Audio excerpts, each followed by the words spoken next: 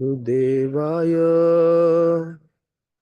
ॐ नमो भगवते वासुदेवाय ॐ नमो भगवते वासुदेवाय नारायणं नमस्कृत्य नरं चैव नरोत्तमं देवीं सरस्वतीं ततो जयमुदीरये नष्टप्रायेषु अभद्रेषु नित्यं भागवत सेवया भगवते उत्तम श्लोके भक्तिर्भवति नैष्ठिकी कृष्णाय वासुदेवाय देवकी नंदनाय च नन्दगोपकुमाराय गोविन्दाय नमो नमः। ॐ अज्ञानतिमिरन्धस्य ज्ञानञ्जनशलाकया चक्षुरुन्मीलितं येन तस्मै श्रीगुरवे नमः। श्रीचैतन्यमनोभीष्टं स्थापितं येन भूतले स्वयं रूपः कदा मह्यं ददाति स्वपदान्तिकम्।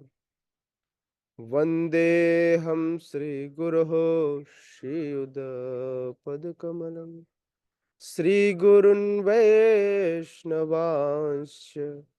श्रीरूपं साग्रजातं सहगण रघुनाथान्वितं तं सजीवम् साद्वैतं सावधूतं परिजनसहितं कृष्णचैतन्यदेवं श्रीराधा कृष्णपादान् सहगण ललिता श्रीविशाखान्वितांश्च नमो विष्णुपादाय कृष्णपृष्ठाय भूतले श्रीमते भक्तिवेदांत स्वामी निति नामिने नमस्ते सारस्वती देवे गौरवाणी प्रचारिणे निर्विशेष शून्यवादी पाश्चात्य देश तारिणे हे कृष्ण करुणा सिंधु दीनबंधो जगतपते गोपेश गोपिका कांत राधा कांत नमोस्तुते तप्त कांचन गौरांगी राधे वृंदावनेश्वरी वृषभानुसुते देवी प्रणमामि हरे प्रिये वाञ्छाकल्पतरुभ्यश्च कृपा सिन्धुभ्यैव च पतितानां पावनेभ्यो वैष्णवेभ्यो नमो नमः। जय श्री कृष्ण चैतन्य प्रभु नित्यानंद श्री अद्वैत गदाधर श्रीवासादि गौर भक्त वृंद हरे कृष्णा कृष्ण कृष्णा हरे हरे हरे राम राम राम हरे हरे मूकं करोति वाचालं पंगुं लंघ्यते गिरिं यत्कृपातमहं वन्दे श्रीगुरुदीनतारिणं परमानन्दमाधवं श्रीचैतन्यईश्वरम्। हरे कृष्णा। स्वागत है आप सभी का श्रीमद् भगवद गीता के इस सत्र में। आप सभी श्रवण कर रहे हैं भगवत वाणी। भगवद गीता संस्थापक आचार्य श्री श्रीमद् अभय चरणारविंद भक्ति वेदांत स्वामी श्रील प्रभुपाद के तात्पर्यों के साथ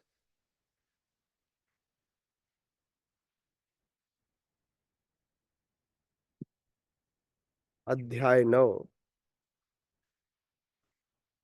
जो भगवान ने जिसे अत्यंत गुह्य माना, यह गुह्य ज्ञान भगवान हम सबको अपना समझ कर दे रहे हैं। क्योंकि भगवान सीक्रेट व्यक्ति किससे बताता है? जो अपना होता है। गुह्य बातें, अपने हृदय की बात किससे शेयर करता है? जो अपना होता है। तो भगवान यह मानते हैं कि हम सब उनके अपने हैं। इसलिए, अथवा इसको परंपरागत समझे, भगवान ने अर्जुन को अपना माना। परंपरागत यह श्रील प्रभुपाद तक पहुंची, और श्रील प्रभुपाद ने जिन शिष्यों को स्वीकार किया, उन शिष्यों ने या इस मूवमेंट ने, इस इस्कॉन मूवमेंट ने हमें अपना माना, जिसकी वजह से आज हम इस परम गुह्य ज्ञान का संग कर पा रहे हैं, परम गुह्य ज्ञान के बारे में चर्चा कर पा रहे हैं।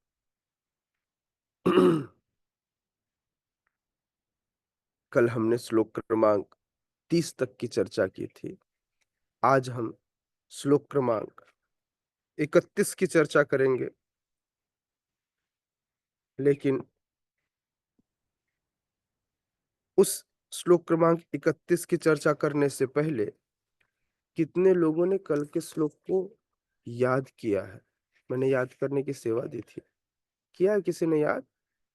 अपि चेत सुदुराचारो भजते मामनन्य भाग साधुरेव च मंतव्य। ये भगवान का मत है, मंतव्य साधुरेव च मंतव्य, है ना? साम्यक व्यवस्थितो हि सह। किसने याद किया है? ओह, जय जय, तो खूब सारे भक्त हैं। सुनाइए, गौर चैतन्य प्रभु।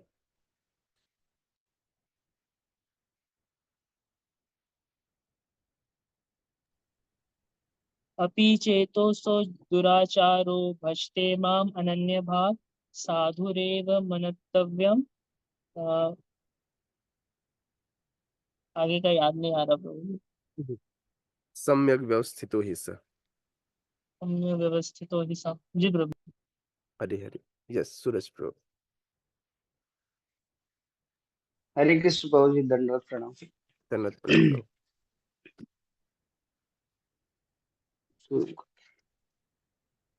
अपि चेत् सुदुराचारो भजते माम् अनन्यभाक् साधुरेव समन्तव्यः सम्यक् व्यवसितो हि सः।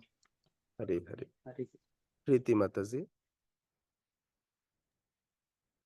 हरे कृष्ण प्रभु जी, दंडवत प्रणाम। माता जी। अपि चेत् सुदुराचारो भजते मामनन्यभाक् साधुरेव समन्तव्य सम्यग् व्यवसितो हि सः। हरे कृष्ण। जय जय। कृष्ण एक अपूर्ण भक्त को पूर्ण कर देते, अथवा अशुद्ध भक्त को शुद्ध कर देते, जो प्रयास करता है। इसलिए कह रहे हैं अपि चेत सुदुराचार। उसी का दूसरा हिस्सा, हम भगवान की भक्ति की महिमा सुन रहे हैं।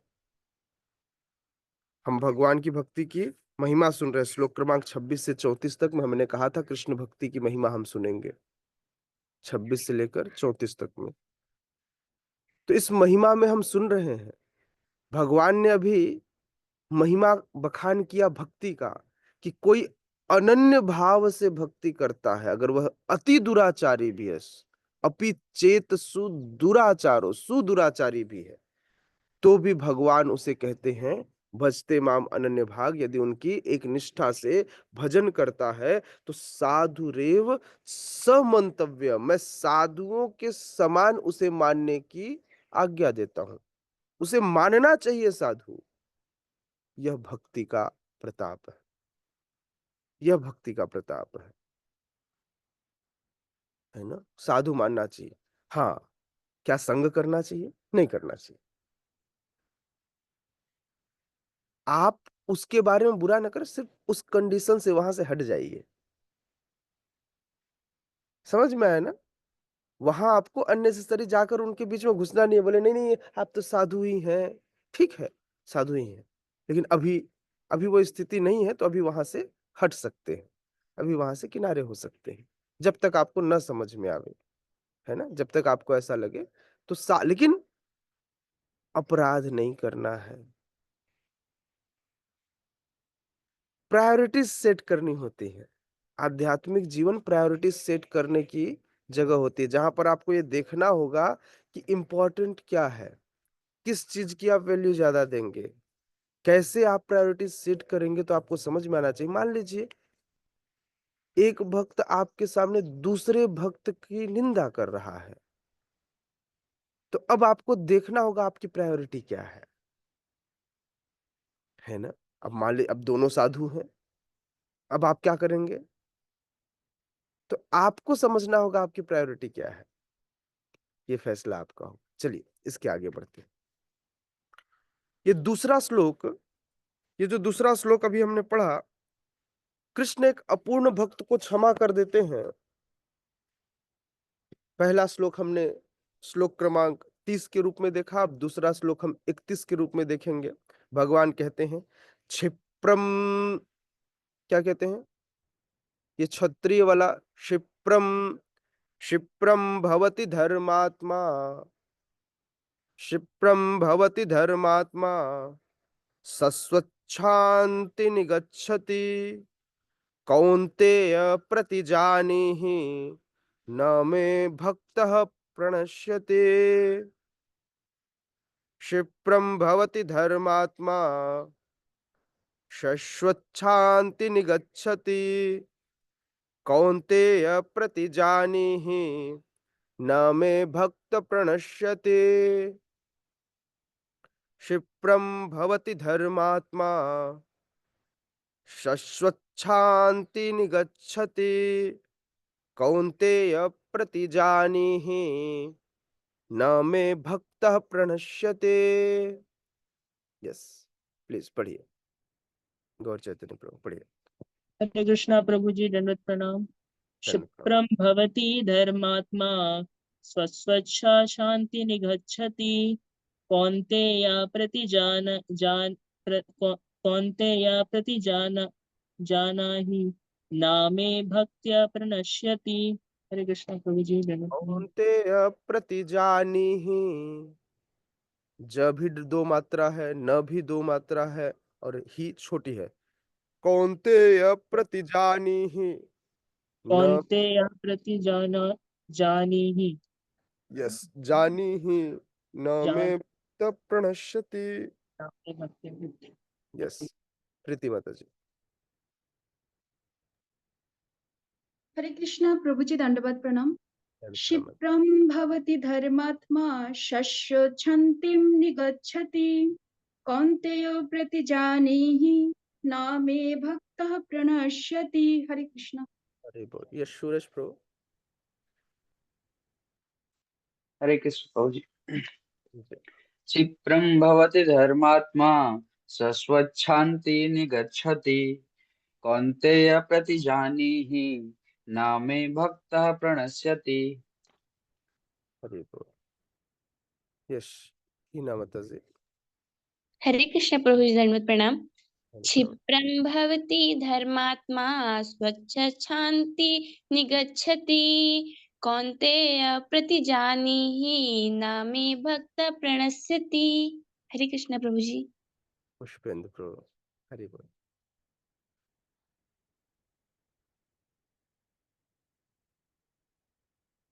पुष्पेंद्र प्रभु। ओके, आशिता माता जी, जब तक पुष्पेंद्र प्रभु आते हैं तब तक। हरे कृष्णा प्रभु जी, दंडवत प्रणाम। धन्यवाद माता जी। क्षिप्रं भवति धर्मात्मा सस्वक्षान्ति निगच्छति कौन्तेय प्रतिजानीहि न मे भक्तः प्रणश्यति। हरे कृष्ण। हरे हरे।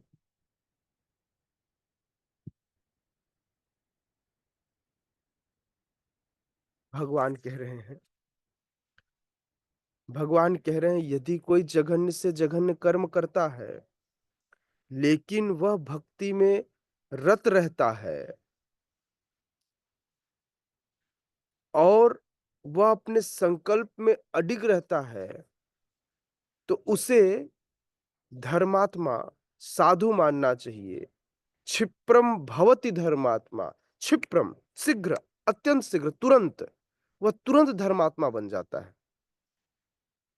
और सिर्फ धर्मात्मा नहीं बनता, वह जीवन में स्थायित्व को प्राप्त होता है, स्थायी शांति प्राप्त करता है, वह स्थायी शांति को प्राप्त होता है। हे कुंती पुत्र, भगवान को लगा कुछ गड़बड़ हो जाएगा। भगवान सोचे मैं कुछ कहूंगा तो लोग भरोसा नहीं करेंगे, मैं कुछ कहूंगा तो भरोसा नहीं करेंगे, बोलेंगे भगवान की आपकी बात का भरोसा? बोले हाँ, मैंने कहा था महाभारत के युद्ध के पहले कि मैं युद्ध नहीं करूंगा, लेकिन फिर भी मैंने भीष्म पितामह पर रथ के पहिया को लेकर मैं उनके ऊपर दौड़ पड़ा, उनको मारने के लिए मैंने अपने संकल्प को छोड़ दिया। तो लोग बोलेंगे जब जब इनको अपने भक्तों की बारी आएगी कुछ भी कर देंगे, इनकी बात का कोई भरोसा नहीं। तो इसलिए एक बात जानते हैं, क्योंकि भक्त ने संकल्प किया था भीष्म पितामह ने कि मैं भगवान आपका संकल्प तो तोड़ दूंगा। भगवान बोले ओके, अब भक्त कह रहा तो मुझे तोड़ना पड़ेगा। तो इसलिए भगवान स्वयं घोषणा नहीं कर रहे, भगवान कह रहे हैं कौन्तेय प्रतिजानीहि न मे भक्त प्रणश्यति। हे कौन्तेय प्रतिजानीहि, जाओ घोषणा कर दो, जाओ लोगों के सामने ढिंढोरा पीटो, है ना, घोषणा करो, मेरा संकल्प सुनाओ। बोले क्या है आपका संकल्प? बोले तुम कहना कि मेरे भक्त का कभी विनाश नहीं होता, न मे भक्त प्रणश्यति। अर्जुन से घोषणा करा रहे, स्वयं नहीं कह रहे भगवान। भगवान अर्जुन को कह रहे हैं अर्जुन निडर होकर यह घोषणा कर दो, चिंता मत करो कि मेरे भक्त का कभी भी विनाश नहीं होता। समझ रहे हैं आप? क्षिप्रम भवति धर्मात्मा व धर्मा शांति, शाश्वत शांति, शाश्वत शांति मतलब शाश्वत शांति को प्राप्त करता है, स्थायी शांति को निगच्छन्ति प्राप्त कर लेता है।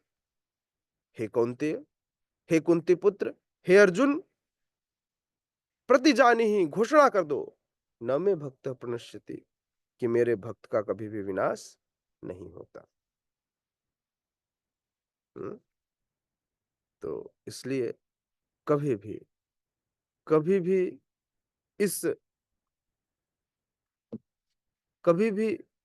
इस भक्ति पथ को छोड़ने का प्रयास नहीं करना चाहिए। हाँ, सदैव इस भक्ति पथ में बने रहना चाहिए, क्योंकि यही वो भक्ति पथ है जिस भक्ति पथ से भगवान भी आपके कंट्रोल में आ जाते हैं। भक्त भगवान को भी कंट्रोल कर सकता है, जैसे हमारे गोस्वामियों ने किया, जैसे गोपियों ने किया, जैसे यशोदा मैया सहित हाँ वसुदेव जी, देवकी माता, रोहिणी माता अथवा नंद बाबा ने किया। भगवान भक्ति से कंट्रोल हो जाते हैं। जिन नरसिंह देव भगवान को समस्त देवी देवता भी मिलकर कंट्रोल न कर सके, उन्हें केवल प्रहलाद ने अपनी भक्ति प्रेम से कंट्रोल कर लिया।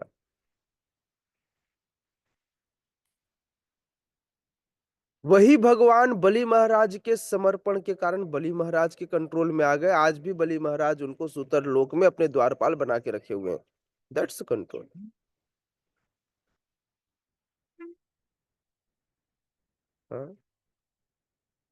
उसी भक्ति से इंद्र आदि देवताओं ने उन्हें अपना छोटा भाई बना लिया, उपेंद्र बन गए वे। ये भी भक्ति थी। कई बार हमको लगता है इंद्र मतलब पद लोभी। इंद्र वो है जिन्होंने भगवान को भी अपने छोटे भाई बनने पर मजबूर कर दिया। तो आप इंद्र की भक्ति की तुलना मत कीजिए। एक्चुअली परेशानी क्या है ना, टीवी सीरियल्स में इतना दिखा दिखा के दिमाग में से एक कील ठोक दिया गया है कि हमें एक नेगेटिव सेंस समझ में आता है। नारद मुनि तो नेगेटिव सेंस, इंद्रदेव तो नेगेटिव सेंस। वो जिस पोजीशन पे है उस पोजीशन को आप सोच भी नहीं सकते। तो इसलिए हमें सदैव उनके प्रति शरणागत होना चाहिए, सदैव उनसे प्रार्थना करनी चाहिए, क्योंकि ये सभी वैष्णव हैं, ये सभी वैष्णव हैं, भगवान के प्रेम और भगवान की विशेष कृपा के पात्र हैं। इसलिए भगवान कह रहे अर्जुन, कौन्तेय प्रति जाना ही जाओ और घोषणा करो, ना मैं भक्त प्रणश्यति, कि मेरे भक्त का कभी अंत नहीं होता, मेरे भक्त का विनाश नहीं होता। श्रीला प्रभुपाद कहते हैं इसका एक दूसरा मतलब नहीं निकालना चाहिए। कैसा मतलब? भगवान 7वें अध्याय में कहते हैं, क्या कहते हैं भागवत 7वें अध्याय में भगवान, न में दुष्कृतिनी मूढ़ा, कि जो दुष्कृति हैं वो भगवत भक्ति नहीं कर सकते, और जो भगवत भक्त नहीं है उसकी कोई भी योग्यता नहीं होती। तब प्रश्न यह उठता है कि संयोगवश या स्वेच्छा से निंदनीय कर्मों में प्रवृत्त होने वाला व्यक्ति किस प्रकार से भक्त हो सकता है। ओके, क्वेश्चन ठीक है। श्रीला प्रभुपाद कहते हैं कि जो दुष्टात्मा होता है वह भक्ति के आसपास भी नहीं भटकता, उसमें कोई सद्गुण नहीं होते। श्रीमद् भागवत में इसका उल्लेख है कि सामान्य रूप से 9 प्रकार के भक्ति कार्य में युक्त रहने वाला व्यक्ति अपने हृदय को भौतिक कल्मशों से शुद्ध करने में लगा होता है। कौन से 9 प्रकार? दैट इज नौधा भक्ति। श्रवणम कीर्तनम विष्णु स्मरणम पाद सेवनम वंदनम अर्चनम दास्यम साख्यम आत्मनिवेदनम, ये नौधा भक्ति है। इस नौधा भक्ति में यदि कोई लगता है, 9 प्रकार की भक्ति में कार्यों से युक्त रहने वाला व्यक्ति भक्त अपने हृदय को भौतिक कलमश से शुद्ध करने में लगा रहता है। वह भगवान को अपने हृदय में बसाता है, फलतः उसके सारे पाप कर्ण कलमश धुल जाते हैं। तो जब व्यक्ति भक्ति के आसपास नहीं भटकता, लेकिन वह जब प्रयास करता है, जब वह प्रयास करता है तो उसके प्रयास से भगवान उसके हृदय की कलमशता को हटाते हैं, उसकी कलमशता को ठीक करते हैं। श्रीमद् भागवतम में इसका उल्लेख है कि जब व्यक्ति प्रयास करता है, भक्ति में पथ में आगे बढ़ता है, तो धीरे धीरे चेतो दर्पण मार्जनम होने लगता है, चित्त रूपी दर्पण का मार्जन होने लगता है। हाँ। और निरंतर भगवान का चिंतन करने के कारण, चिंतन कई प्रकार से, चिंतन बोलकर, सुनकर, स्मरण कर कर, अथवा पाद सेवन, उनके लिए प्रसाद बनाकर, उनकी अर्चना कर कर, उनके लिए साख्य प्रेम, वात्सल्य प्रेम, माधुर्य प्रेम, दास्य प्रेम, वॉटएवर विकसित करके, इस प्रकार से उसका हृदय धीरे धीरे क्या हो जाता है? शुद्ध हो जाता है।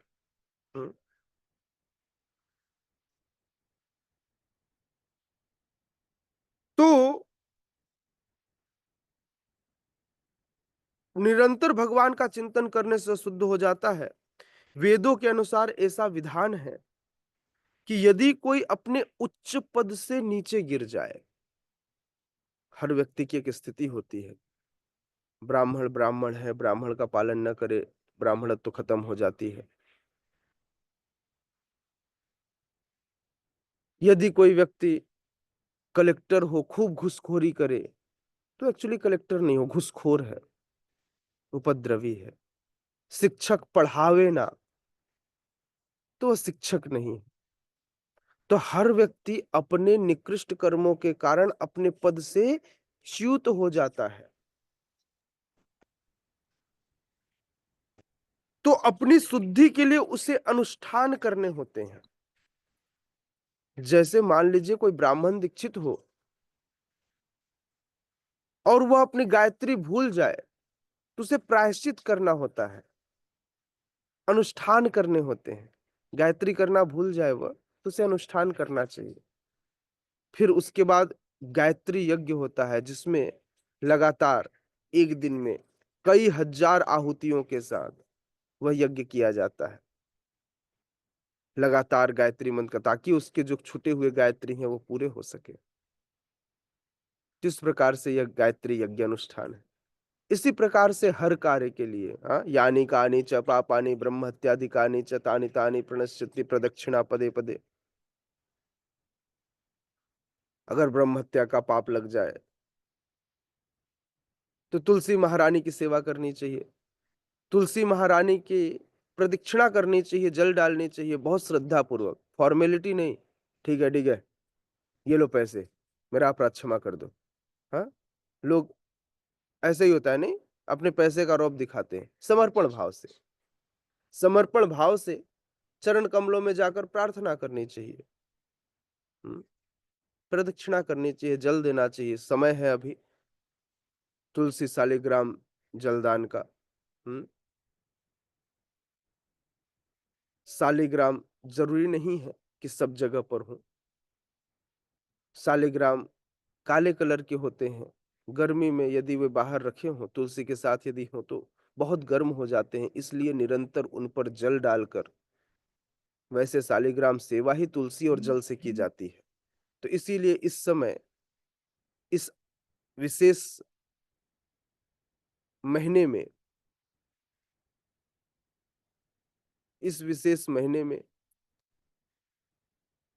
हमें चूंकि सूर्य की तपिश सबसे ज्यादा होती है, सूर्य की तपिश बढ़ती है, तो बहुत ज्यादा वातावरण के गर्म होने से शालिग्राम और तुलसी महारानी की को तपिश फील होती है। तो भक्तगण बड़े प्रेमवश, भक्तिवश उनके ऊपर जल की बूंदों का धारा प्रवाह करते हैं। तो एक घड़ा लगाकर एक एक बूंद उस पर गिरता रहे, इस तरह की व्यवस्था करते हैं, ताकि उनको दिन में शीतलता मिलती है। लेकिन रात्रि के समय उसे उसमें जल नहीं डालना चाहिए, क्योंकि रात्रि के समय वो भी सोते हैं। रात्रि के समय हटा लेना चाहिए पानी, खत्म केवल दिन में, क्योंकि रात को अगर आप दिन भर गंगा में नहाओ और रात में नहाओगे तो ठंड लग जाएगी, तो उनको भी ठंड लग सकती है। इसलिए दिन की गर्मी में ये हमको करना चाहिए, रात्रि में नहीं, है ना। शालिग्राम मार्केट में जो चिकने पत्थर मिलते हैं वो शालिग्राम नहीं है ना, वो शालिग्राम नहीं है। लेकिन फिर भी यदि आप शालिग्राम मान के सेवा कर रहे हैं तो ओके, ठीक है भाई, स्वरूप है, ऐसा मान ले स्वरूप है, तो स्वरूप मानकर आप सेवा कीजिए, कोई परेशानी नहीं। अगर माना जाए तो मानते मानते मानते मानते एक दिन भगवान उसमें प्रवेश कर जाते हैं, क्योंकि वो आपकी आस्था का विषय है, आपकी श्रद्धा का विषय। सेवा कीजिए, कोई बहुत विशेष नहीं, रोज भोग नहीं लगाना है। अभी उनके लिए विशेष भोग है जलदान, यह तपिश का समय। बाकी सेवा तो हम करते हैं, क्योंकि तुलसी महारानी को हम जब भगवान को भोग लग जाता है तो भोग निकालने के बाद महाप्रसाद अर्पित करते ही हैं, तो हम रोज सेवा करते हैं। लेकिन ये विशेष महीना जिसमें हम दिन भर जल देकर उनकी दिन भर सेवा करते हैं, यही विशेष अनुष्ठान है, कोई अलग से अनुष्ठान करने की आवश्यकता नहीं, है ना। यही विशेष अनुष्ठान है कि हमको दिन भर उनकी जल सेवा करनी है। तो जब भी व्यक्ति कोई त्रुटि हो जाए, अपने पद से च्युत हो जाए, तो उसे अपनी शुद्धि के लिए अनुष्ठान करने चाहिए, प्रायश्चित अनुष्ठान। लेकिन कलयुग में बहुत ज्यादा अनुष्ठान संभव नहीं है,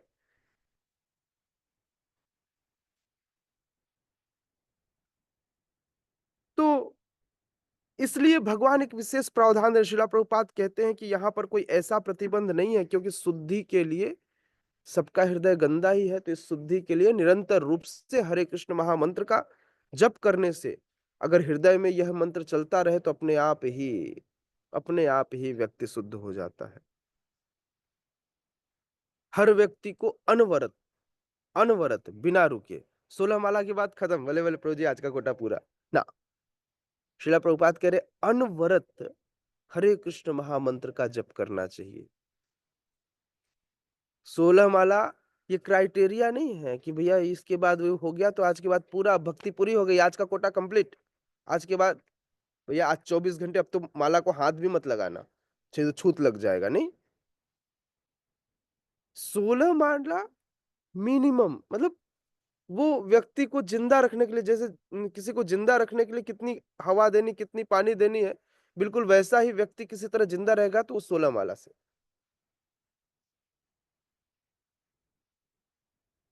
श्रील प्रभुपाद रोज 64 माला करते थे सारी सेवाओं के साथ। हाँ, लेकिन एटलीस्ट अब हम जैसे गधों के लिए तो उन्होंने कुछ चीजें सुधार के दी, क्योंकि उनको पता था मैं नहीं करूंगा, मुझसे होगा नहीं, तो इसलिए श्रीला प्रभुपाद ने मेरे लिए थोड़ा आसान कर दिया। बोले 16 माला के बाद आप ये सेवा कर लेना, ऐसे ऐसे कर लेना, इस तरह से 8 घंटे की आपकी साधना हो जाएगी, ठीक है। तो हर व्यक्ति को इस हरे कृष्ण महामंत्र का अनवरत जप करना चाहिए, और यह जप करने से भक्त आकस्मिक पतन होने से बच जाएगा। यदि वह शुद्धता से प्रयास करेगा तो उसका पतन नहीं होगा। हाँ, मान सम्मान आएंगे, पतन नहीं होगा। मान सम्मान तो भगवान टेस्ट करते हैं। बोले बोले भक्तों को सुख और दुख से फर्क नहीं पड़ता, तो बोले थोड़ा दुख दे के देखता हूँ फर्क पड़ता है कि नहीं। जैसे दुख आया तो खूब गाली दिए, बोले भगवान रोज आपकी भक्ति किया, रोज आपको मालपुआ चढ़ाया, फिर भी आप मुझे दुख दे रहे, जाओ आपका मालपुआ बंद। कृष्णा बोले ना भाई, मालपुआ मत बंद करना, देखो चढ़ाना, मैं तुम्हारा कष्ट खत्म कर देता हूँ। हाँ, तो कई बार लोग कृष्ण से लड़ लेते हैं, ठीक है लड़ सकते हैं, आपका भाव है ना। तो भक्त को आकस्मिक पतन से यह हरिनाम बचाता है, व्यक्ति कलमश से सदैव मुक्त रहता है। अच्छा, क्या क्या जीवन में गलती होती है, तो कुछ आकस्मिक गलतियां होती। भक्ति अर्थात माया के खिलाफ युद्ध की घोषणा। भक्ति मतलब माया के खिलाफ युद्ध की घोषणा। समझ में आ रहा है? अभी तक आप माया के भक्त थे, अब आप कृष्ण के भक्त हैं। कृष्ण सूर्य सम माया अंधकार, जहां कृष्ण तहां नहीं माया अधिकार। समझ में आ रहा है? अभी तक आप माया के भक्त थे, आप कृष्ण की भक्ति शुरू करेंगे तो माया को बुरा नहीं लगेगा। एक नौकरी छोड़कर आप दूसरे की नौकरी करने जा रहे हैं और आप ऐसा बता रहे हैं सेठ जी आपसे ना अच्छा वाला है। हाँ, बाघा बोलता है जेठालाल से, बोले सेठ जी आपने मेरा पगार नहीं बढ़ाया, मेरा फला वाला मालिक ना पगार बढ़ा रहा है, मैं वहां जा रहा हूं। सोचो सेठ जी को कितना बुरा लगेगा, नहीं। इसी तरह से व्यक्ति अभी तक माया की एक निष्ठता के साथ सेवा कर रहा था। माया जैसे जैसे नचा रही थी वैसे नाच रहा था। अचानक ही पुष्पेंद्र प्रभु के मन में ख्याल आया, और ऐसे ख्याल आया, बोले एकला ईश्वर कृष्ण आर सब भृत्य, जाके जैसे नाचाए ताछे करे नित्य। हम्म?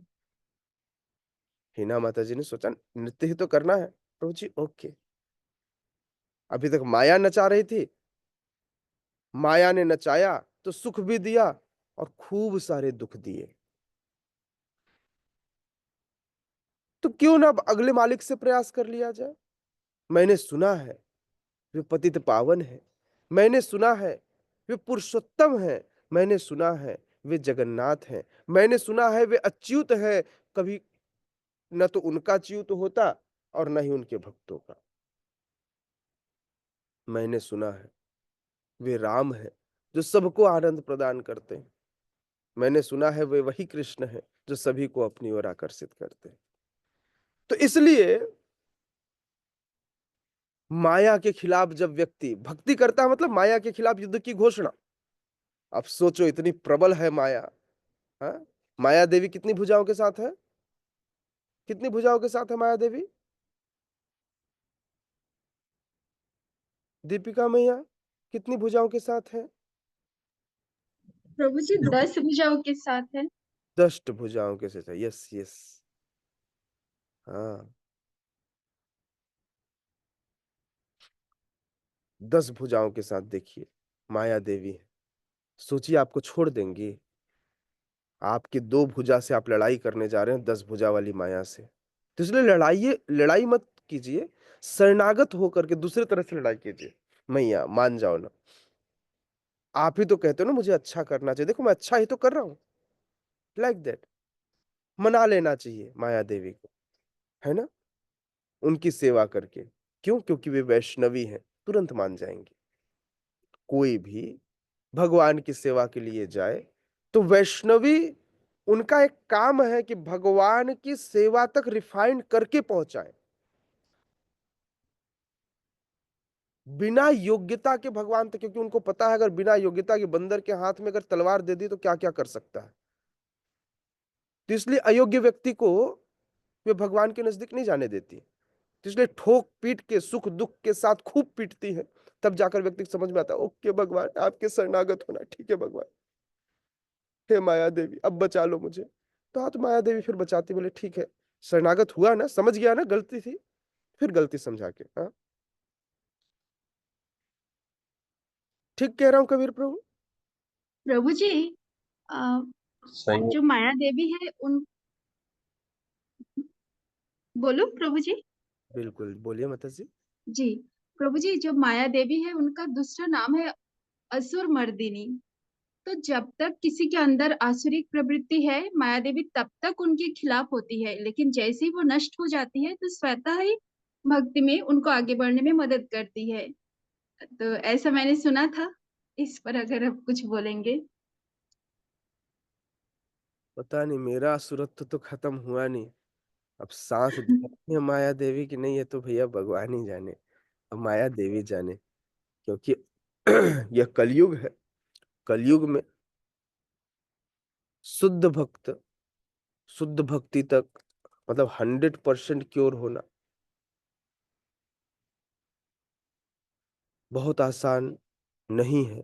जब तक वह भक्तों के संग में रहेगा तब तक वह शुद्ध बना रहेगा। भक्तों के संग से यदि वो हटेगा तो पुनः असुरत्व हावी हो जाएगा। तो इसलिए ये एसोसिएशन नहीं छोड़ना चाहिए, इस एसोसिएशन में बने रहना चाहिए।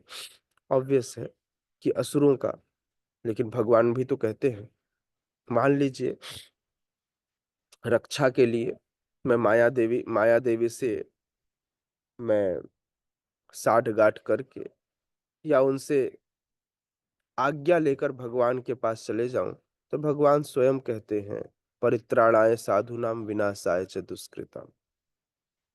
भगवान भी दुष्कृतियों का अंत करते हैं। हाँ, माया अवश्य ही शरणागति की, आपके सरेंडरनेस की परीक्षा लेती है कि कोई व्यक्ति कितना सरेंडर्ड है, कितना समर्पित है। हाँ, यदि आपको दृढ़ संकल्पित, इसीलिए इसीलिए भगवान कह रहे हैं कि भजते माम अनन्य भाग। यदि कोई मेरा भजन बड़ी अनन्यता से करता है, तो ये अनन्य भाग बहुत स्पेसिफिक वर्ड है, ये स्पेसिफिक वर्ड है, इसको समझना चाहिए। तो इसलिए व्यक्ति जब माया के खिलाफ युद्ध की घोषणा करता है, इसको आकस्मिक गलतियां कहते हैं, जब माया के खिलाफ युद्ध की घोषणा करता है तो जब तक कोई पूर्ण नहीं होता तब तक पवित्र चरित्र के मार्ग में आकस्मिक पतन हो सकता है। फिर से आपने युद्ध की घोषणा की, लेकिन आप पूर्ण तो है नहीं, नहीं है। जैसे एग्जाम्पल से समझिएगा, अभिमन्यु चक्रव्यूह तोड़ने चला, पूर्ण रूप से चक्रव्यूह का ज्ञान तो था नहीं अभिमन्यु के पास, घुसना जानता था, निकलना नहीं जानता था। उसी तरह हमें भक्ति के समस्त पद नहीं पता, फिर भी हम माया के खिलाफ युद्ध लड़ने निकल चले हैं। चलो प्रचार करेंगे, प्रचार करेंगे तो क्या होगा, माया उसे अपने जाल में फंसा लेगी, एक समय के बाद फिर निकलना मुश्किल हो जाएगा। लेकिन भगवान कह रहे भजते माम अनन्य भाग, बस यहाँ पर कृष्ण पर भरोसा रखना होगा, भजन करना होगा बड़ी अनन्यता के साथ, तो समय के साथ व्यक्ति शुद्ध होता जाएगा। आकस्मिक पतन संभव है क्योंकि हम पूर्ण नहीं हैं। क्यों? क्यों हो सकता है? क्योंकि हमारे पास भौतिक संस्कारों का खजाना है। क्यों हो सकता है? क्योंकि हमारी प्रवृत्ति भी रही है ऐसी, तो गलतियां हो सकती हैं। जानते हैं ना कहां पर क्या-क्या मिल सकता है। शराबी को पता होता है ना कहां शराब मिलता है। हाँ? तो कृष्ण भक्त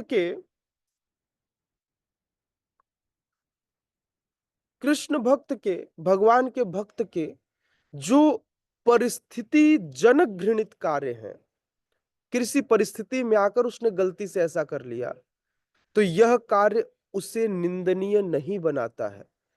उसके प्रति हमें, वो परिस्थितिवश है, लेकिन अगर बार बार कोई चीज ऐसा करे तो फिर उससे बचना चाहिए। लेकिन अगर कभी गलती से किसी से कुछ हो जाए, एक आध बार कुछ हो जाए, तो क्षमा कर देना चाहिए। लेकिन एक आध बार हो जाए, उसमें डूबा रहे तो नहीं करना चाहिए। समझ में आया? बोले प्रभु जी तब से समझा रहे, नहीं समझ में आ रहा तो अलग हो जाइए। फिर भी निंदा तो अभी भी नहीं करनी है ना। जैसे कल भी बता रहा था कि चंद्रमा अपनी चांदनी बिखेरती है, इवन दो उसके अंदर धब्बे हैं, वह उसका साफ काम है। दूसरा है, पहली है आकस्मिक गलतियां, दूसरा है पश्चाताप। जब कोई भक्त पाप करता है तो वह पश्चाताप भी करता है और अपने कार्यों के लिए घृणा करता है। आप कई बार अपने बारे में सोचते तो बोलते छी तमाल तूने ऐसा किया, अपने आप पर ही घृणा आती है। हाँ? और वह भगवान को याद करता है, भगवान अब ऐसा ना हो, भगवान मैं सदैव काम क्रोध लोभ मोह मद मत्सर्य से दूर रहूं, भगवान अब ऐसा नहीं होना चाहिए। भगवान कैसे यह इच्छा मेरे हृदय में आ गई? मेरे हृदय में तो आप निवास करते हैं। मैंने सुना था जहां हृदय में आप रहते हैं वहां पर यह काम क्रोध लोभ मोह मद मत्सर्य नहीं होता, कैसे आ गया ये? तो ये पश्चाताप करता है। और जैसे पश्चाताप की अग्नि में वो जलता है, तुरंत ही वह शुद्ध हो जाता है। अशुद्ध लोहे को जब अग्नि में तपाया जाता है तो वहां से निकलने के बाद उसमें से कौन सा लोहा निकलता है? शुद्ध लोहा निकलता है। उसकी अपशिष्ट पदार्थें, उसकी अशुद्धियां वहां खत्म हो जाती हैं। तो पश्चाताप की अग्नि भी व्यक्ति को शुद्ध बना देती है, लेकिन उसे पश्चाताप करना होगा, बिना पश्चाताप के नहीं होगा। Isn't it? समझ में आ रहा है? पश्चाताप करना होगा। भक्त का इसको ऐसा समझिए, भक्त के साथ क्या क्या होता है, तो आकस्मिक गलतियां करता है, पश्चाताप करता है। कृष्ण का को कृष्ण का अपने भक्त के प्रति विशेष लगाव होता है। भगवान अपने भक्तों को कभी नहीं छोड़ते। भगवान का एक स्वभाव है कि वो अपने भक्त के प्रति सदैव सजग रहते हैं, इवन दो बदमाश हो जाए तो भी भगवान अपने भक्त के प्रति बहुत लगाव रखते हैं।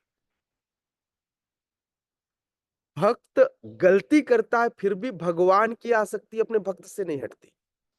आपका प्रेमी आपसे कोई गलती कर दे तो आप उसे 4 दिन बात नहीं करोगे, हो सकता है 40 दिन बात ना करो, हो सकता है बोले ब्रेकअप पार्टी होगी अब तो।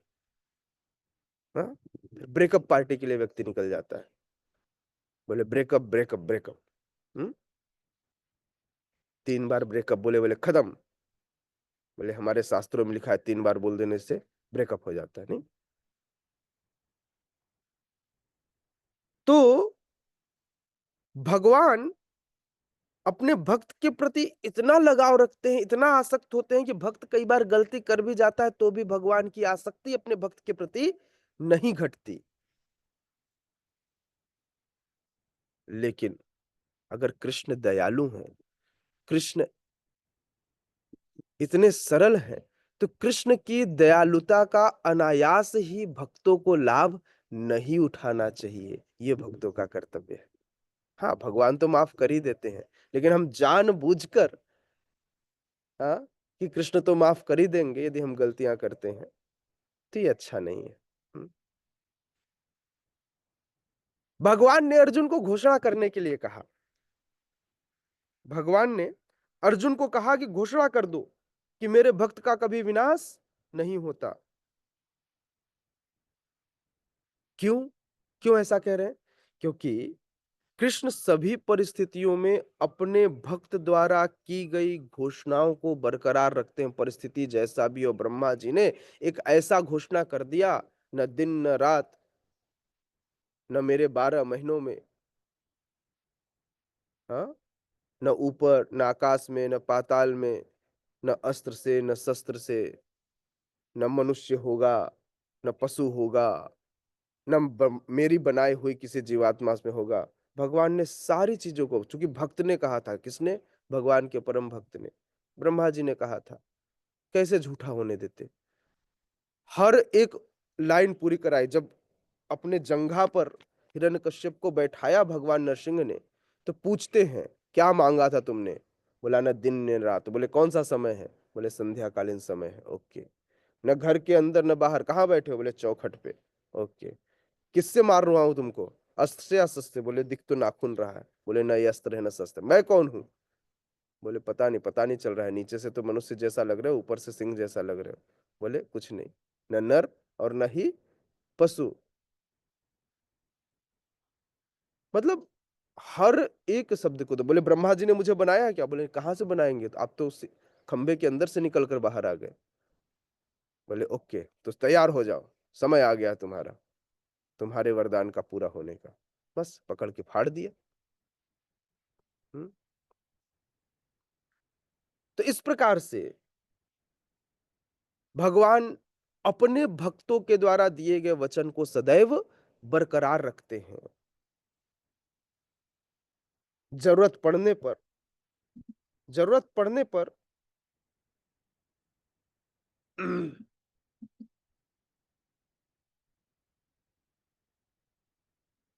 जरूरत पड़ने पर कृष्ण अपना तो संकल्प तोड़ देते हैं, लेकिन कभी भी भक्तों का संकल्प नहीं तोड़ते। कृष्ण के प्रति भक्ति केवल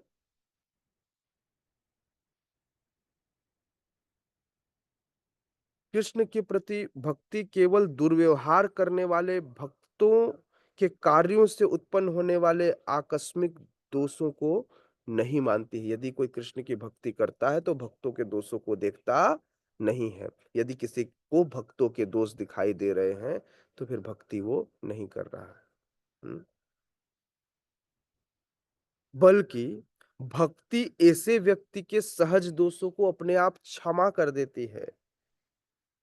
कई बार जो उसके अंदर जन्म से दोष होता है, उसे भी भक्ति उसे भी नहीं देखती। भक्ति तो बोले ये दोष ही नहीं है। भक्ति सबको स्वीकार करती हो, कुरूप हो उसको भी, हाँ, जैसा भी हो। क्या नाम था उसका? हम्म, भूल गया।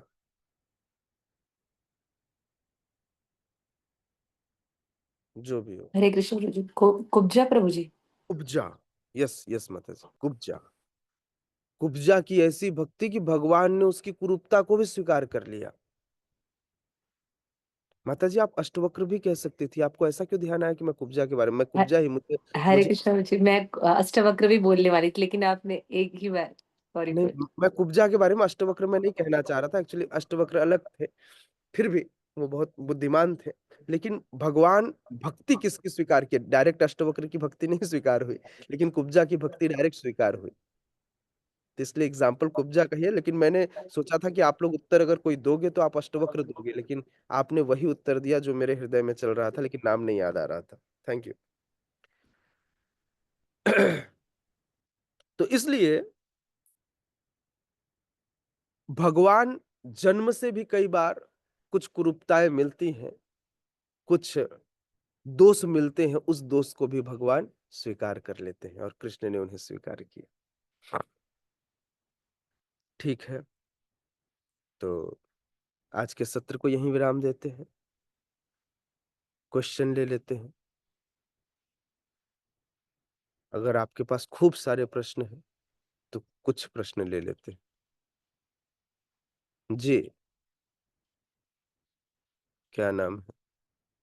शुभ माधव प्रभु जी, हरे कृष्णा प्रभु जी, दंडवत प्रणाम। जन्नत प्रणाम। आपका नाम सोचना पड़ता है महाराज, नाम नहीं सोच करते आप, रिनेम करना चाहिए। प्रभु जी, ये आपका टैब है ना प्रभु जी, इसमें मैं छेड़छाड़ नहीं करना चाहता हूँ प्रभु जी। ठीक है, थैंक यू प्रभु, मेरे जीवन में छेड़छाड़ न करने के लिए। यस प्लीज प्रभु जी, बताइए। प्रभु जी, वैष्णव को लेकर के थोड़ा सा इसमें डाउट है। जी बताइए।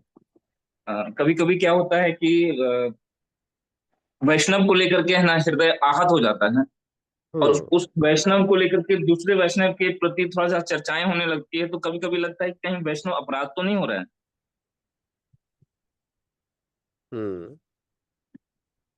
तो इसको कैसे देखना चाहिए, मतलब अपने आप को कंट्रोल करना चाहिए या नहीं, मन में आ रहा है तो उसको शेयर करना चाहिए, क्योंकि देखा भी नहीं जा रहा है कि वैष्णव के प्रति अपराध कर रहे हैं वैष्णव लोग ही। प्रायोरिटी देखना चाहिए प्रभु। अगर शिष्य गुरु के प्रति अपराध कर रहा है तो ऐसे भक्तों का संग छोड़ देना चाहिए। आपको प्रायोरिटी, इसीलिए मैंने बताया भक्ति एक प्रायोरिटी है। कौन कर रहा है? वैष्णव तो सभी हैं, तो आपको देखना होगा किसके पास कौन सा अधिकार क्षेत्र है। क्या आपके पास अधिकार क्षेत्र है? अगर अधिकार क्षेत्र के अंदर कोई बात कुछ कह रहा है, जैसे गुरु अपने शिष्य के बारे में बात कर सकता है, लेकिन शिष्य गुरु की बुराई नहीं कर सकता, है ना? जी एक काउंसली अपने काउंसलर के बारे में बात नहीं कर सकता, हट जाना चाहिए। फिर ऐसे भक्तों का संग नहीं करना चाहिए, ऐसे भक्तों से तुरंत हट जाना चाहिए। ऐसे भक्तों के साथ में रहने से आपके भक्ति का पूरा विनाश हो जाएगा। ऐसा वैष्णव, वैष्णव है वो, मैं ये नहीं कह रहा हूँ वैष्णव नहीं है, लेकिन ऐसे वैष्णव का संग नहीं करना चाहिए, उससे दूर हो जाना चाहिए जो दूसरों की बुराई करे, है ना? जी जो दूसरे वैष्णव को न समझे, अगर वो बुराई कर रहा है इसका मतलब वो नहीं समझ रहा है, नहीं समझ रहा है मतलब अभी उसको, वो भक्ति पथ पर है, भक्ति रहेगा, उसका विनाश नहीं होगा, लेकिन उसको शुद्ध होने में समय लगेगा। पोटेंशियल, हायर पोटेंशियल से लोअर पोटेंशियल की ओर जो विभव है वो बहता है, पोटेंशियल जो है वो हायर से लोअर की ओर जाता है। उसी तरह से भक्ति हम लेने जाते हैं, मेरे पास है नहीं मैं दूंगा क्या? लेने के लिए आपको अच्छे भक्तों का संग करना चाहिए, बुराई नहीं करनी। मैं कह रहा हूँ नीचे वाले भक्तों की बुराई नहीं करना, जिससे आपने सुना उसकी भी बुराई नहीं करनी चाहिए। ओके, जी हरे कृष्ण, दंडवत प्रणाम। यस, गौर चैतन्य प्रभु। हरे कृष्णा प्रभु जी, दंडवत प्रणाम। अ, प्रभु जी, मेरा ना पिछले क्लास से एक रिफ्लेक्शन है, जो जी हम 17 तारीख को जो क्लास लिए थे ना 9.29 से, तो उसका मैं नोट्स रीड कर रहा था और उससे मेरे को एक रिफ्लेक्शन आया। आप बताइएगा ये सही है कि नहीं। कुछ दिनों से ना प्रभु जी मैं थोड़ा परेशान चल रहा था, लेकिन फिर मैं जब ये नोट्स को रीड किया जिसमें कृष्णा कहते हैं कि समोहम सर्वभूतेषु, वो सबके प्रति समान भाव रखते हैं, तो हमको भी सब भक्तों के प्रति, सभी वैष्णवों के प्रति समान भाव रखना चाहिए, डिस्पाइट ऑफ वो कुछ भी कर रहे हैं वो अपने पर्सनल लाइफ में। और हमको उनको एक्सप्लॉइट नहीं करना चाहिए, ना ही कोई दूसरे वैष्णव या भक्त के साथ उनके निजी जीवन के बारे में चर्चा करनी चाहिए, ना ब्रॉडकास्ट करना चाहिए चीज़ों को। हम उनका संग नहीं करेंगे, लेकिन उनके बारे में किसी से दुष्चर्चा या चर्चा ऐसा करना जिससे हमको खुद को रस मिले उनके बारे में बात करके, ऐसा नहीं करना चाहिए। तो ये रिफ्लेक्शन सही है ना प्रभु जी? बिल्कुल, ये रिफ्लेक्शन एकदम ठीक है। इसमें कुछ चीजें ऐड करनी चाहिए। हमें किसी से चर्चा नहीं करनी चाहिए। किससे नहीं चर्चा करनी चाहिए? बराबर वालों से, अपने नीचे वालों से। मौका मिले तो ऊपर, यदि मुझे लगे कि अगर मैं इसको कुछ ठीक कर सकता हूँ, या तो उनसे ही चर्चा करनी चाहिए। अगर वो उस चर्चा के लायक नहीं है या उस स्टेज पे नहीं है कि उनसे चर्चा हो सके, तो उनसे ऊपर चर्चा करनी चाहिए। अगर जरूरत पड़े, अगर आपको लग रहा है कि वहां से ठीक हो सकती है, अगर नहीं ठीक हो सकती तो ऐसा फिर उनके हाल पर छोड़ देना चाहिए। तो इसे एटलीस्ट, मतलब नीचे बिल्कुल नहीं चर्चा करनी चाहिए, बराबर वालों से बिल्कुल नहीं करनी चाहिए।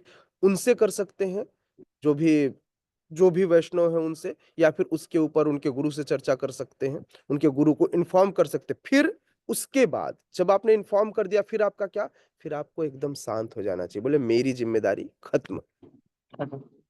हाँ, मेरी जिम्मेदारी खत्म, मैं अब इसके लिए जिम्मेदार नहीं हूं, अच्छा हो बुरा हो, फिर मुझे कुछ और दिखाई न दे, ऐसा। प्रभु जी, जैसे कि अब ऐसे वैष्णव जब क्लास लेते हैं, है ना, या क्लासेस के लिए हमको अटेंड करने के लिए फोर्स करते हैं, तो एक ऐसा भाव आता है क्लास में बैठकर कि प्रभु जी आप जो बता रहे हैं आप वो खुद फॉलो करते हैं, कि ऐसा करके एक भाव आता है, फिर सफोकेशन होता है बहुत, और ऐसा लगता है कि अपराध बोध लग जाएगा, अब यहाँ से उठना ही सही है। तो ये ऐसे कंडीशन में उठ जाना चाहिए ना प्रभु जी, वहां से बाहर एक्सक्यूज देकर ही? क्लास नहीं अटेंड करनी चाहिए। जब तक शुद्ध चेतना से क्लास नहीं आएगी, तब तक आपके ऊपर असर नहीं करेगा, है ना। तो म, कोई भी बहाना बनाकर निकल जाना चाहिए, उनको बुरा ना लगे, प्रार्थना कर हम्म। लेनी चाहिए, लाइक लाइक दैट, और वहां से निकल जाना चाहिए, हट जाना चाहिए। देखिए कितनी अच्छी गिलहरी है, घूम रही है, तो हमें भी गिलहरी की तरफ फुदकते हुए, प्रेम दिखाते हुए निकल जाना चाहिए। डायरेक्ट चीजें नहीं करनी चाहिए, है ना, मतलब समझना चाहिए, है ना। हम्म। धन्यवाद प्रभु जी, हरे कृष्णा, दंडवत प्रणाम। पुष्पेंद्र प्रभु, आपके प्रश्न का उत्तर है, देवियों का जो स्वरूप है, जितने असुर जिनकी पूजा करते हैं, वे माया देवी के अलग अलग स्वरूपों का पूजा करते हैं, चाहे काली देवी हो चाहे अलग अलग, उन्हीं के विभिन्न स्वरूप हैं। कोई पाताल वासिनी हो, इधर की हो उधर की हो। तो टीवी सीरियल्स में दिखाया गया, टीवी सीरियल्स के प्रति ज्यादा वो मत देखिए, मतलब ऐसा ही होता है टीवी सीरियल्स में। लेकिन फिर भी शास्त्रों में माया देवी के ही भौतिक जगत में भौतिक सुखों को देने के लिए माया देवी स्वयं अलग अलग स्वरूपों में पूजी जाती हैं। ऐसा उनको वरदान प्राप्त है, श्रीमद् भागवतम के 10th कैंटो के फर्स्ट चैप्टर में इसका वर्णन आता है। Okay, thank you. यस, पहले राष्ट्रमयी माता जी का ले लेते हैं प्रश्न। हाँ, वो गाड़ी हरे में है, कृष्णा पता प्रभु चला जी। नेट। हाँ, जी माता जी। प्रभु जी मैं पूछ रही थी कि माया देवी तो लॉर्ड गॉडेस दुर्गा देवी है ना प्रभु जी।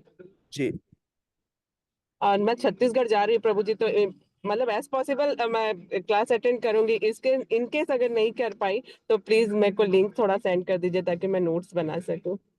वो आपको मिल जाएगा। हमारे सूरज प्रभु और प्रीति माता जी, ये लोग ये सेवा करते हैं, आप उनसे रिक्वेस्ट कीजिए, वो आपको अवश्य। वैसे आप ग्रुप में है माता जी को ग्रुप में ऐड कर दीजिएगा, ग्रुप में नो आप। मत Prabhu ji, I am not in group, please send me link Prabhu ji. और कांटेक्ट नंबर भी नहीं है। ठीक है, मैं आपको ग्रुप में ऐड करा देता हूँ। हाँ, ओके, थैंक यू प्रभु ठीक जी, ठीक। Thank you. हरे कृष्णा, हरे तो कृष्णा। आप रायपुर जा रहे हैं? नांदगांव प्रभु जी। अच्छा, आप नांदगांव जाएंगे, तो रायपुर वाले घर पर। वहां पे भी जाऊंगी। ओके, तो अभी वहाँ कौन रह रहा है? रेंट में दिया हुआ है, वृंदावन के ही वासी वहां पे रुके हैं। ओके ओके, ठीक है माता जी। जी, ओके, हरे कृष्णा, हरे कृष्णा। हरे बोल, हरे कृष्ण। यस, प्रीति माता जी का प्रश्न ले लेते हैं, फिर नेहा माता जी का लेंगे। हरे कृष्णा प्रभु जी, दंडवत प्रणाम। प्रभु हम्म जी, आज का जो श्लोक है ना, इसमें भगवान स्वयं कह रहे हैं, नामे भक्ता प्रणश्यति, अर्थात मेरे भक्त का कभी विनाश नहीं होता। तो जैसे हम हम्म भगवान से जीवन में आए बहुत सारे संकटों पर हम ये जानते हैं कि उनके भक्त का कभी विनाश नहीं होगा, फिर भी हम उतना धैर्य नहीं रख पाते हैं। तो जैसे भगवान से प्रार्थना करने के कुछ चरण होते हैं ना, पहले तो उनको हम क्या बोलना चाहिए, उनके उनकी प्रशंसा करते हैं, फिर हम अपने समस्या को उनको बताते हैं, फिर हम उनसे समाधान के लिए प्रार्थना करते हैं। तो प्रभु जी, ये जो लाइन है, क्या इसको लेकर हम उनके भक्तों के जीवन में आए हुए संकटों के लिए उनसे प्रार्थना कर सकते हैं कि भगवान आप ही ने कहा है ऐसा, कि आपके भक्त का कभी विनाश नहीं होगा, तो उनके जीवन में इस तरह की दुविधा है तो आप उनको रक्षा कीजिए, ऐसा। कर सकते हैं। दूसरों के लिए कुछ भी प्रार्थना कर सकते हैं, अपने लिए प्रार्थना करने के लिए सोचना होता है, दूसरों के लिए तो आप सब कर सकते हैं। परंतु प्रभु जी अपने लिए भी तो किया जा सकता है क्या? क्योंकि भगवान जब स्वयं कह रहे हैं ना मे भक्त प्रणश्यति। तो जब भक्ति कर रहे हैं तो प्रार्थना करने की आवश्यकता क्या है? नहीं प्रभु जी, ऐसे समस्या आते हैं जीवन में कि उतना धैर्य नहीं रख पाते। मतलब मैं अपने भगवान को हमारे जैसे। भगवान को जाकर हमें इन्फॉर्म करना चाहिए, भगवान से को बता देना चाहिए आज फला फला फला चीज हुई, बाकी आप देख लो। जी, भगवान से प्रार्थना करना, भगवान ये दे दो, वो दे दो। हो सकता है भगवान ने सोचा हो कि मैं आपको 2 करोड़ रुपए दूंगा, आप भगवान से भगवान 1 लाख रुपए दे दो, भगवान बोला, ओके, 2 करोड़ में से 1 लाख निकाला, दे दिया। हाँ, भगवान 2 करोड़ देना चाहते थे, आपने 1 लाख मांग लिया, गड़बड़ हो गया ना। तो इसलिए भगवान, अब आगे आप देख लेना, ये आज हुआ, इसके आगे की स्थिति आप जानो। जी। प्रभु जी कल मैंने ग्रुप में एक मैसेज डाला था, एक प्रश्न रह गया था मेरे मन में, तो आप उसका उत्तर देना चाहेंगे क्या? जी बताइए, प्रश्न यहीं पूछ लीजिए। जी, प्रभु जी मैंने पूछा था कि जैसे महाभारत में उल्लेख आता है कि किन परिस्थितियों में हमें गुरु का त्याग करना होता है। तो इस कलयुग के संदर्भ में जब हम ऐसे एक प्रामाणिक क्या बोलना चाहिए माध्यम से ब्रह्मगौड़ीय संप्रदाय से हम किसी से दीक्षा या शिक्षा प्राप्त करते हैं और कहीं न कहीं मतलब ऐसे हो जाता है, लोग 6 गुणों के वश में आ ही जाता है। तो क्या गुरु त्यागने का कोई प्रावधान है प्रभु जी, शास्त्रों में? हाँ, शास्त्रों में प्रावधान है। शास्त्रों में प्रावधान है, यदि गुरु अपने पद से च्युत हो जाए तो ऐसे गुरु का त्याग कर देना चाहिए, यदि वह अपनी स्थिति से गिर जावे तो। जी हरि प्रभु बोल। जी। आवाज। बहुत-बहुत हाँ, धन्यवाद आपको। हरे कृष्णा। शास्त्रों में ये प्रावधान है, शास्त्रों में गुरु बदलने का भी प्रावधान है, चीजें भी हैं, मतलब ये प्रावधान है, गुरु बदले जा सकते हैं, है ना। इवन दो संप्रदाय में हो तो भी बदले जा सकते हैं, लेकिन ऐसा, अगर मैंने कहा ना, ये हमारे लेकिन पद से च्युत हुए हैं या नहीं, ये आप डिसाइड नहीं करेंगे। ये डिसाइड करने के लिए एक अथॉरिटी ऑर्डर है, वहां पर चीजें हैं। तो इसलिए, लेकिन फिर भी कई बार न समझ में आए तो गुरु, शिक्षा गुरु और खूब सारे ले लीजिए, उनके साथ न रहकर आगे बढ़कर कीजिए। क्योंकि शिक्षा गुरु और दीक्षा गुरु, क्योंकि हम कई बार शिक्षा गुरु, कई बार हम इस्कॉन में ही काउंसलर चेंज करते हैं, वो भी शिक्षा गुरु हैं। तो गुरु तो हम बदल ही रहे हैं। और रही बात दीक्षा गुरु की बात, तो बहुत आवश्यकता नहीं है, लेकिन फिर भी इसे भी बदलने का प्रावधान है। 99.99% ऐसा नहीं आता समय, लेकिन फिर भी अगर 0.0001% कभी ऐसा आए तो वो भी बदलने का प्रावधान है, अगर वे अपने पद से च्युत हो। प्रभु जी, थोड़ा-सा आगे कंटिन्यू करूँगी, यदि परमिशन देंगे तो। मान लीजिए किसी वजह से हमने ऐसा त्याग कर दिया गुरु का, बाद में पता चला कि ये सही नहीं था, अब क्या करें? और हम दूसरे गुरु के शरण में चले गए प्रभु जी और पहले गुरु का कोई दोष नहीं था, हमने गलती से ऐसा कर दिए तो? पश्चाताप कीजिए, क्षमा मांगिए, प्रसन्न कीजिए। वो गुरु हैं तो वो नाराज नहीं होंगे, है ना। हुँ, गुरु जो वैष्णव है वो नाराज नहीं होते, वो पता है, तो आपको क्षमा कर देंगे और आगे बढ़ेंगे। आप अच्छे से भक्ति करके आप उनके लिए सदैव समर्पित रहिए, जब आपको पता चल गया तो भी आप उनके प्रति समर्पण भाव दिखाइए, चीजें कीजिए। जब आपको पता चले तब दिखाइए, अभी तक नहीं पता था, आप गलत समझे, जब सही समझ में आ जाए तो दिखाइए। उनकी सेवा कीजिए, अच्छे से भक्ति कीजिए, वो प्रसन्न हो जाएंगे। गुरु चाहता क्या है? गुरु भगवान से मिले, आप भगवान के पास नजदीक जाने के लिए यदि आप सही रास्ते पे हैं तो गुरु प्रसन्न होगा। तो अब ये जो दूसरे गुरु थे, उनको अब छोड़ के फिर पहले के पास जाना चाहिए क्या? नहीं, दोनों को साथ में? ऐसा ऐसा नहीं करना चाहिए कि पहले के पास हुँ, जाना चाहिए, लेकिन दूसरे से ही क्षमा मांगनी चाहिए। दूसरा जो गुरु जिसके साथ है उनको बताना चाहिए कि मैंने ये किया। गुरु वो है जो आपको आपसे ज्यादा समझते हैं, तो हुँ। वो समझ जाएंगे, तो उनसे क्षमा मांगनी चाहिए। हो सकता है वो गुरु माध्यम बन जाए, वो उन गुरु के पास आपको लेके जाए। अब ये उनकी समझ है। अब आप बार बार क्या बिन पेंदी के लोटे लुढ़कते रहेंगे? हैं तो वही, लेकिन हुँ, लुढ़कना बंद कर दीजिए। जी। बहुत-बहुत थैंक धन्यवाद प्रभु जी आपको। हरे कृष्णा। यश नेहा माता जी। हरे कृष्णा प्रभु जी। जी माता जी। प्रभु जी लेट हो रहा है तो कल ले लें क्या क्वेश्चन नहीं, मिलेगा? नहीं हो रहा है लेट, आप पूछ सकते हैं। मेरे को बस प्रभु जी कल आपने जो बताया कि जो हमारे बिना बोले ही हमारी चीजों को समझते हैं वो हमारे लिए राइट गुरु होता है। यस। तो अब मैं अगर ऐसे गुरु को ढूंढना चाहूँ तो कहाँ ढूंढ सकती हूँ प्रभु जी? मुझे मतलब मेरे सही गुरु कहाँ मिल सकते हैं? वो तो अब आपको ढूंढना होगा, पूरा संसार है, 4 संप्रदाय हैं, फिर भी उसका 4 कोई उसकी कोई ऑथोराइज्ड टीचर। मार्ग है, उसका कोई राह है कि मतलब हाँ हमें मिल सकते हैं या हम उनसे पूछ सकते हैं? क्योंकि बचपन से बड़े होते तक प्रभु जी एक मार्गदर्शन जो हमें मिलते आया है, तो मेरे को लगता है कि हमारे माता पिता से अच्छे गुरु तो फिर कोई है ही नहीं जो हमारे बिना बोले हमें समझते हैं। सही मायने में मुझे ये महसूस हुआ था। तो बट समटाइम ऐसा भी होता है ना प्रभु जी की कई चीजों में हमें गलत चीजें भी लगती है कि जैसे हम संतुष्ट नहीं हो पाते उनके जवाब से। तो मैं इस चीज में फंसी हुई हूँ थोड़ा, मुझे इसको क्लियर करिए। माता पिता प्रथम गुरु होते हैं, हर व्यक्ति के माता पिता उनके प्रथम गुरु हैं, इसमें कोई दो राय नहीं है ना। किंतु जब व्यक्ति, क्योंकि माता पिता के पास भी इतना ज्ञान न हो, व्यक्ति अगर आपके पास 10 रुपए है तो आप 10 रुपए ही मैक्सिमम दे सकते हैं, 11वां रुपए कैसे देंगे? इसलिए आप संतुष्ट नहीं होते, क्योंकि अब आपको 11 रुपए चाहिए। तो अब आपको उसके पास जाना होगा जिसके पास 11 रुपए है ना।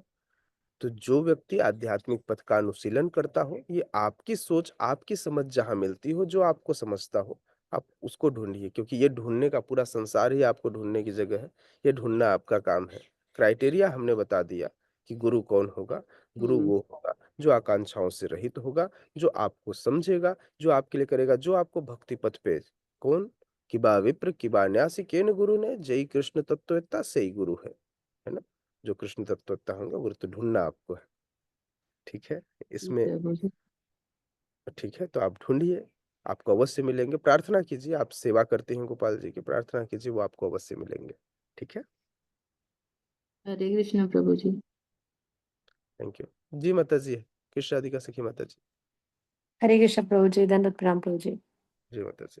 प्रभु जी, इस कक्षा में लगातार एक प्रश्न बार बार आ रहा है और बार बार जा रहा है।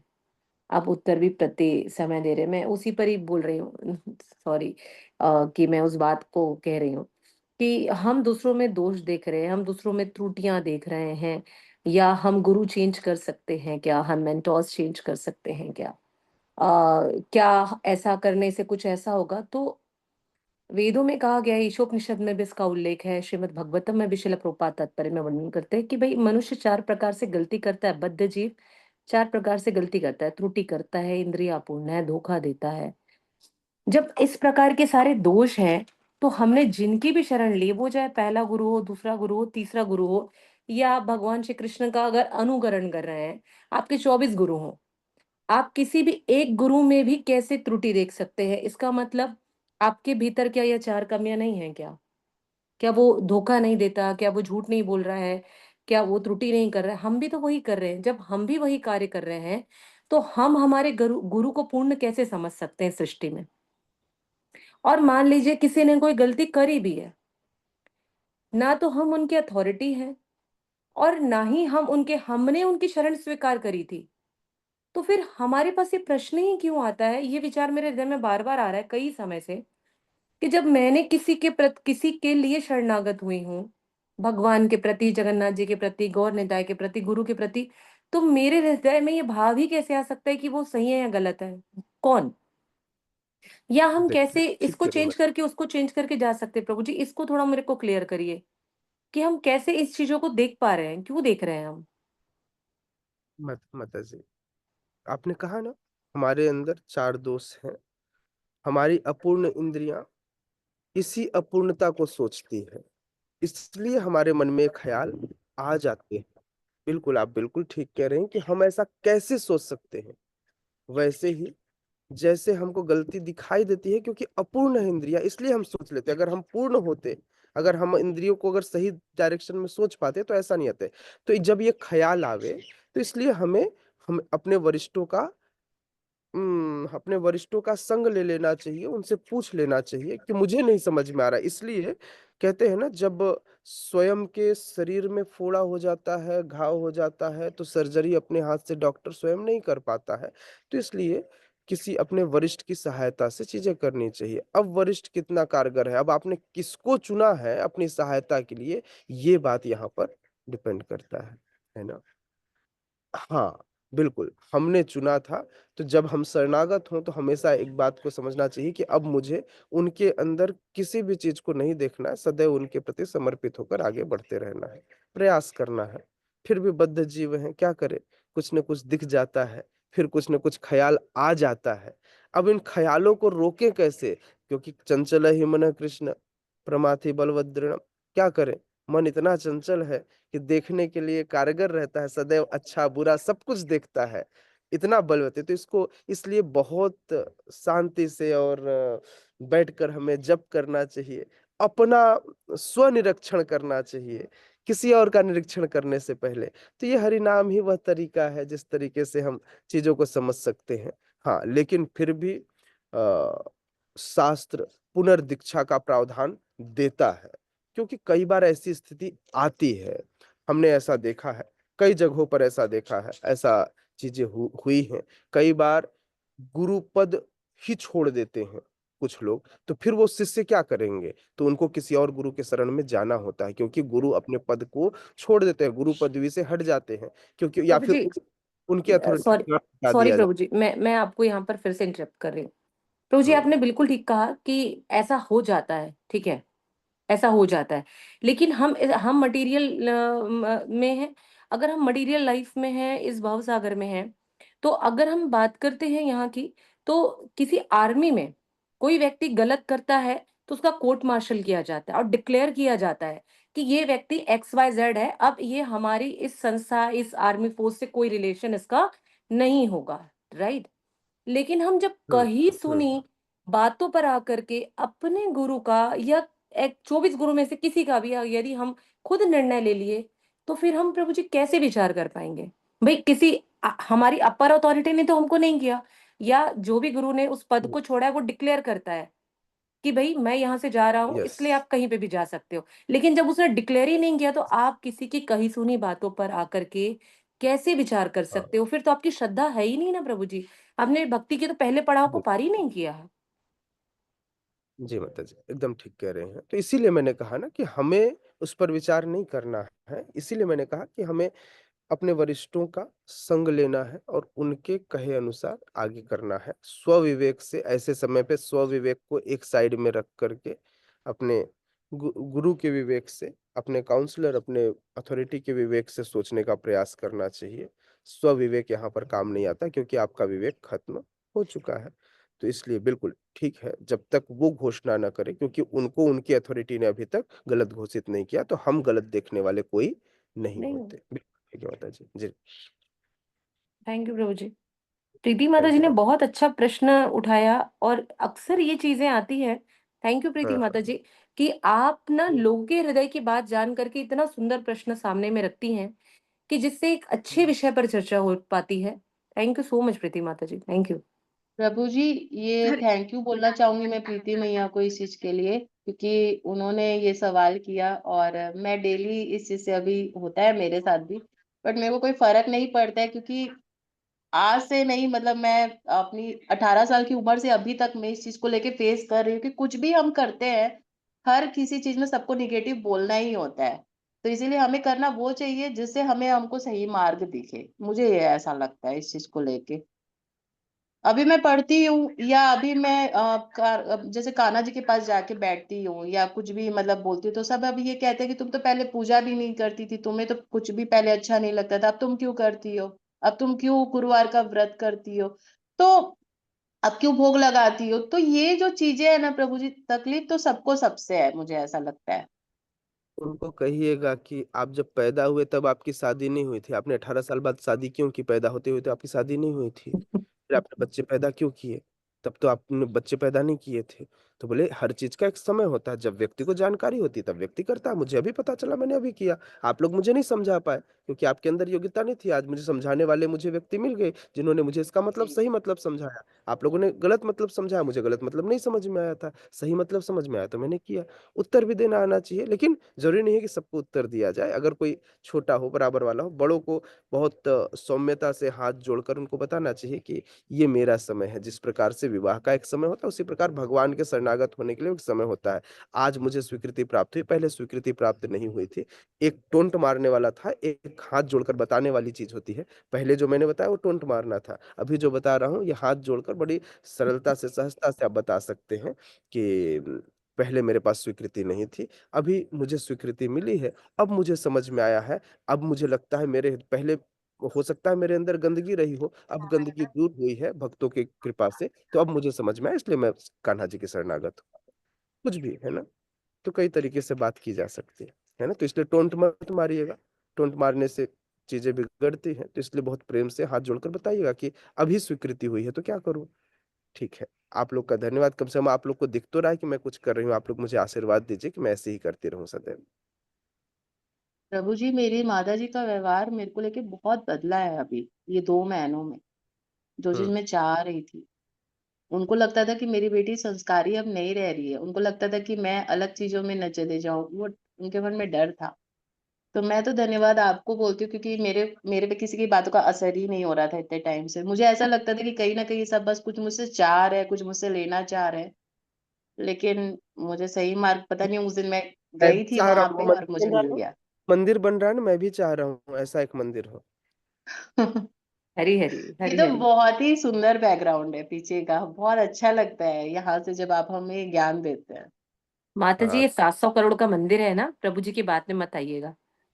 अच्छा। तो आपको जी। बात में क्यों नहीं आना भाई? उनको बोलना हाँ प्रभु जी हम 700 करोड़ का मंदिर बनाएँगे। हम 7 करोड़ का बना लेंगे।